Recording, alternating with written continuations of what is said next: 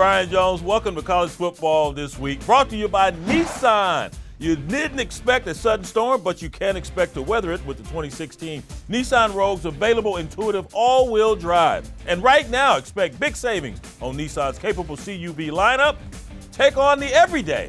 Shop your local Nissan store. Choose Nissan.com today. All right, let's look back. Some good games last weekend. I actually went 2-1. How'd you do out there? Probably not that good, right? I hope not. Anyway, Clemson, Florida State. Clemson stays unscathed. A big win in a place where they haven't won a lot of football games there in Tallahassee versus the Seminoles. It was about that defense again. Going into the ball game, tops in the ACC along with Pittsburgh in terms of sacks. Well, they got 6 more. Now they're all along atop the ACC with those sacks. 31 now total. They got after DeAndre Francois all night long. That porous offensive line could not protect the Florida State quarterback. Dalvin Cook, he had a dynamite game, especially in the second half, but a little bit too little, too late for Jimbo Fisher and Florida State. How about you, Dub, the dogs? Some dogs in this house. They are for real. Now, Joe Williams, he did his thing again, 179, 332, and last weekend,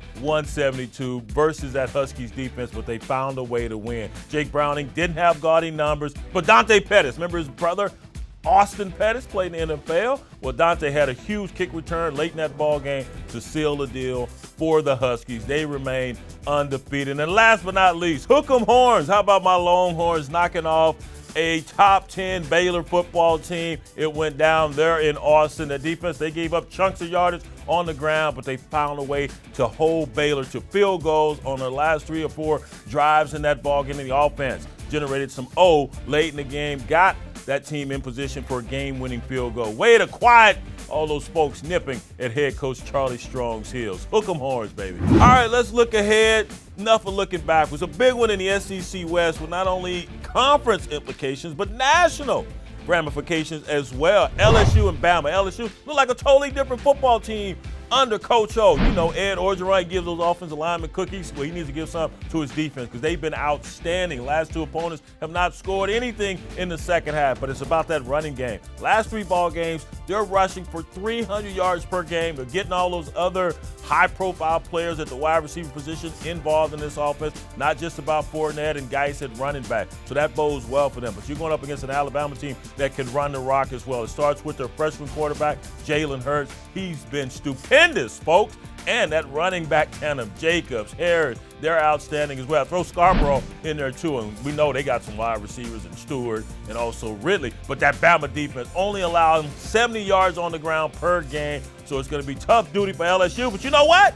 I'm going with the upset pick. I'm going with them Tigers at home. All right, from the real Death Valley to that other Death Valley, Clemson. They've got another one on the docket with Syracuse, a resurgent, I should say, Syracuse Orange. They've won their last 2 versus Vatech and also BC. Well, this is going to be a different tiger to tame here for Syracuse. For one, they're one-dimensional. That's the problem with Syracuse. They have too many penalties, averaging about 8 penalties per game. That's not going to get it done. Being one-dimensional and shooting yourself in the foot. Going up against this Clemson team, as I've already told you, can really get after the passes. So you're going to go up against this team in Syracuse that loves to just stretch the field, throw the ball down deep, and you're going to allow this defensive line and all these young guys that they have on that defensive line to get after your quarterback. Good luck with that, Dino Babers. You're going to really need a great pregame speech in this one. I like the Clemson Tigers to continue undefeated. And last but not least, the Big Red, Nebraska. They're back on the road, a big one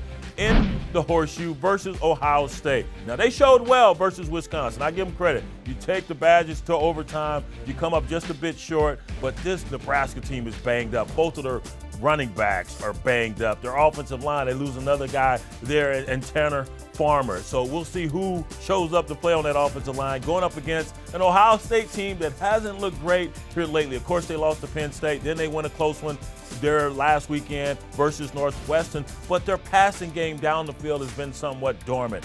Can they shake off the rust and get J.T. Barrett to hit some big shots down the field? If they do, they better look out for Nebraska safety Nate Gary. 2 interceptions last week. He's going to be all Big Ten, should be all American as well. So in this one, I got to go with the home team. I think Urban Meyer and his Chargers, they get things straight there. So I'm going with Ohio State. Now, those are my picks. Bet you didn't expect me to take LSU, did you?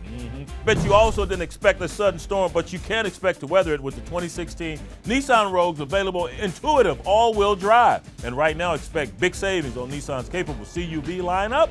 Take on the everyday. Shop your local Nissan store and choose Nissan.com today. All right, those are my picks. Let's see how you do against that, and we'll see you right back here next week on College Football This Week.